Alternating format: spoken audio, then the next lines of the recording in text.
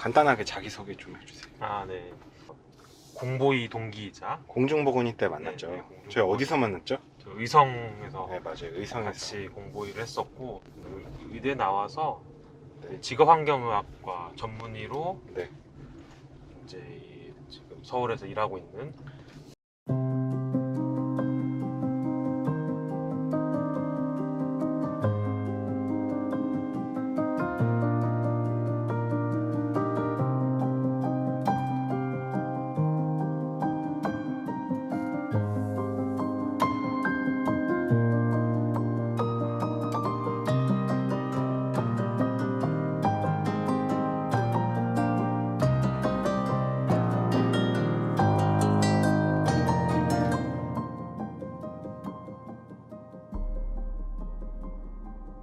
직업환경의학과라 그러면 거의 모를 거예요. 지금 보는 사람들이.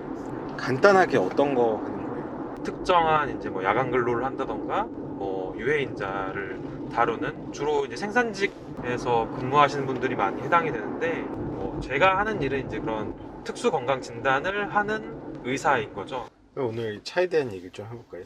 렉서스 NX300H고 이제 2015년 모델입니다. 이거. 2015년식 네, 2015년식 렉서스 NX 300H. 300H. 사람들이 NX 300H 가면 사실 대부분은 잘 모를 가능성이 높거든요. 네, 그렇죠. 그러니까 보통 SUV로 많이 팔렸던 게 RX인가요? 그렇죠? 조금 큰 네, 거. 옛날에 RX가 제일 많이 팔렸고 NX가 더 작은 NX는 사실 이 모델이 나올 때 처음 이제 렉서스에서 개발을 한 거죠. 예. 개발은 했고 아마 이게 토요타의 라브4랑 예. 플랫폼은 같을 거예요. 그럼 국산차에 비하면 크기가 어느 정도예요? 정확하게는 이제 투싼이에요? 산타페예요? 그 중간쯤 되요 중간인데 산타페에 조금 더 가깝더라고요. 길이 전장만 봐서는. 300H에서 H는 하이브리드죠. 네네. 이 차는 하이브리드. 네. 그리고 정확하게는 이게 3000cc 엔진을 갖고 있는 건 아니고 네. 2500cc의 엔진에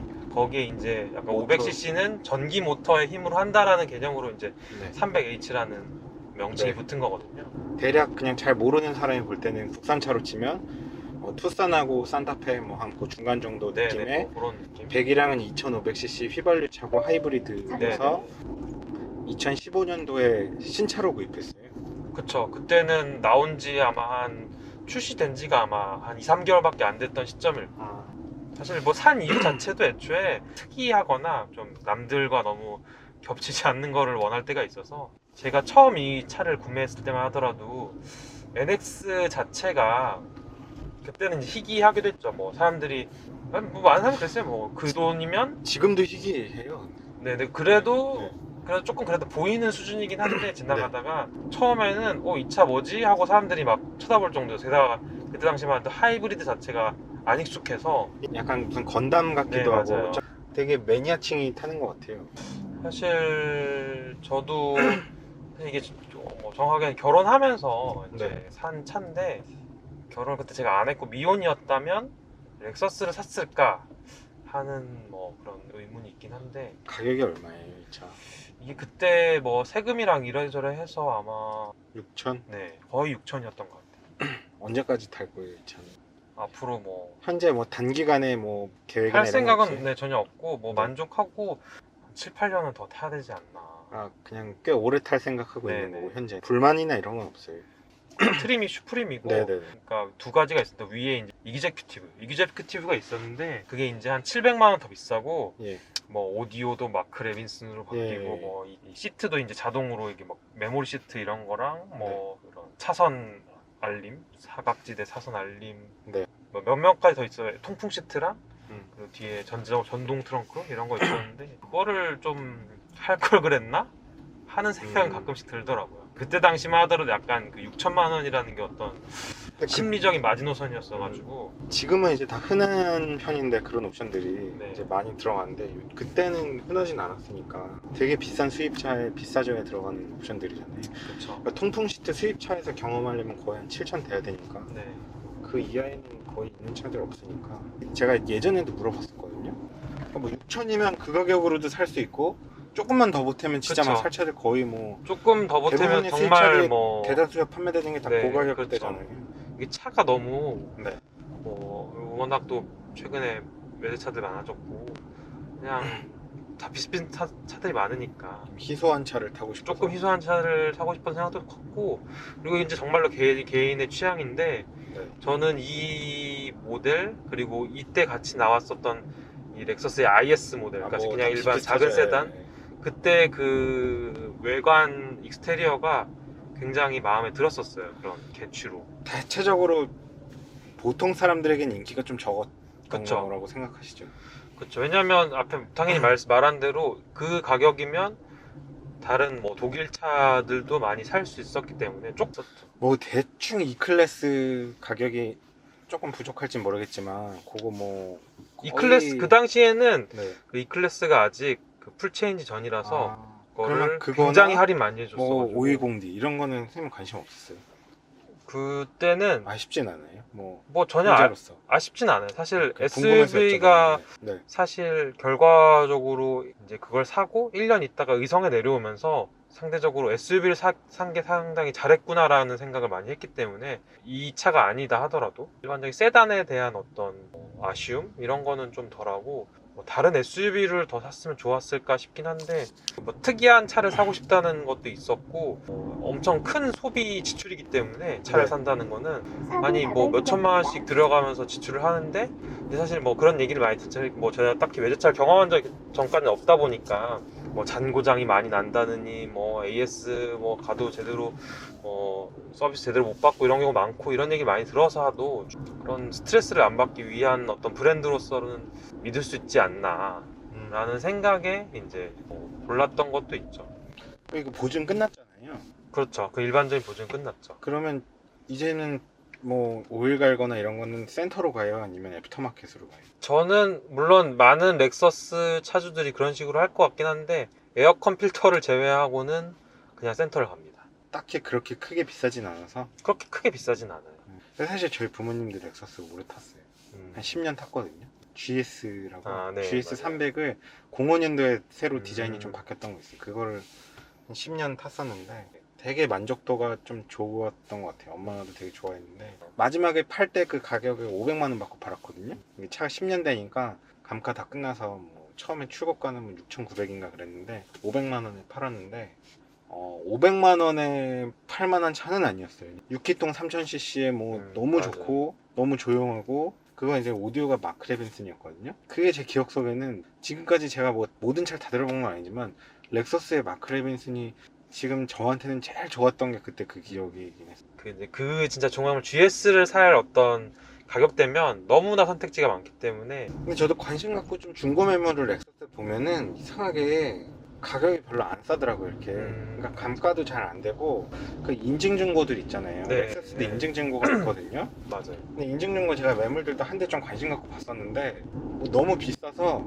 그냥 내가 볼만한 차가 아니었어요. 그냥 뭐 520D 이런 건 막 2천만 원, 뭐 2,500 뭐 이런 것들이 있는데 웬만한 것들이 막 4천 뭐 이러니까 내가 생각하는 가격대가 아니어서. 근데 뭐 렉서스 살 때 그런 얘기도 많이 들었어요. 이제 뭐 왜 이제 독일 차를 안 사느냐, 그러니까 차를 잘 모른다라는 식의 어떤 뭐 그런 얘기도 들었어요. 그러니까 차를 모른다기보다는 차에 그런 뭐 운전하고 이런 거에 크게 관심이 없냐는 식의 어떤 얘기도 들었어요. 뭐 장애 나쁜 얘기가 아니라 그냥 뭐 의문 같은 걸로 막 밟고 막 이런 어떤 주행 뭐 그렇게 막 즐기거나 뭐 대단히 그거에 어떤 가점을 두면서 구매를 하진 않았으니까요. 이 차 하이브리드잖아요. 네, 그렇죠. 만족도는 어때요? 하이브리드는 개인적으로 굉장히 하이브리드여서 이 차를 살 때도 선택지였어요? 아니면 그런 건 아니었어요. 그냥 이 차를 사는데 이 이 차를 차가 하이브리드였던 사려고 거예요? 했던데 네. 그냥 선택지가 하이브리드밖에 그 당시는 없어요. 그 이후에 그 200T라고 뭐 2000cc의 터보 엔진을 단 게 나왔는데 그 당시만 하더라도 그건 지금도 파는지 모르겠어요. 별로 잘 판매가 안 됐을 거예요. 별로 사람들이 렉서스의 어떤 요구하는 바도 아니었고, 렉서스가 기본적으로 자연흡기 엔진을 주로 만들고 주로 썼고 터보 엔진에 대해서 어떤 뭐 좋다라는 이런 그런 게 없는 회사이기 때문에 별로 크게 판매량이 나오진 않았을 거예요. 지금 안 팔릴 수도 있어요. 대략적으로 정성적으로 선생님이 느낄 때 이거 연비가 어느 정도 나는 것 같아요? 뭐 시내 주행할 때는 어떻고, 고속도로 잘 뽑으면 어느 정도 나오고. 연비는 네. 지금 여기 찍힌 게 한 리터당 14km 정도로 찍혀 있거든요. 이게 네. 리터당 14km로 찍혀 있는데, 그러니까 뭐 몇 년 동안 탄 그게 이제 14km인 거예요. 이게 리셋을 중간에 한두 번밖에 안 했을 거예요. 이게 하이브리드 엔진 특성상 시내 주행이 조금 포함된 뭐 그런 주행할 때 제일 잘 나오고, 의성에서 뭐 서울 가는 생 고속도로를 밟는 그런 거에서는 이제 제일 안 나오고, 아무튼 10km에서 뭐 30km 정도 사이에 출퇴근을 하는 사람이라면 뭐 훨씬 더 좋게 나온 것 같아요. 그냥 휘발유차 대비랑 같이 비교하면 차이가 그때는 되게 커지고. 네, 휘발유 창이랑 비교하면 굉장히 많이 커질 것 같아요. 뭐 잘 뽑으면 진짜 거의 리터당 20km 가까이도 나오니까 어떤 하이브리드 물론 계통에서 뭐 고장 나거나 이런 적은 없어요? 딱히 뭐 고장 나본 적은 없어요. 뭐 그냥 누가 그때 뭐 박스 빌렸으면 누가 갖다 박은 거나 뭐 그런 거 제외하고는 딱히 수리를 뭐 문제가 있어서 받은 적은 없어요. 지금까지 그냥 계속 저는 이제 센터를 갔으니까 뭐 특별한 문제 없이 그냥 정기 점검 받으면서 그냥 정식 서비스 센터 가서 기본적인 체크 받고, 그래서 최근에 얼마 전에 이게 약간 이렇게 회생 위치에- 때문에 맞아요. 쓸 때는 약간 무슨 지하철 타고 있는 것 같은 느낌. 지하철 소리 같은. 윙하는 소리가 나는데, 저는 그게 그때 처음 저도 뭐 시승하고 나쁘다고 얘기한 건 아니에요. 네, 그게 뭐. 시승하고 할 당시에 그 싫어하는 사람들 싫어하고 이게 뭐냐 하면서 되게 이질적이라 싫어하는 사람 싫어하고, 저는 하이 테크놀리지? 약간 좀 더 발전된 형태의 어떤 기술이라고 생각이 들어서 저는 괜찮았거든요. 근데 뭐 이거 싫어하는 사람 싫어하더라고. 그리고 그게 결국 이제 이 회생 제동을 하면서 네. 그 브레이크 밟을 때 에너지를 그걸로 충전해서 그걸로 네. 쓰는 거라서, 네. 처음 이제 약간 특히나 좀 잘 브레이크 잘 먹는 차들을 타다가 이런 하이브리드 차를 타면 뭐 브레이크가 좀 답답하다는 느낌을 많이 받는다고 하더라고요. 느낌도 들고. 이게 제가 그 포르쉐 파나메라 하이브리드를 좀 탔었거든요. 독일에서 렌트해가지고.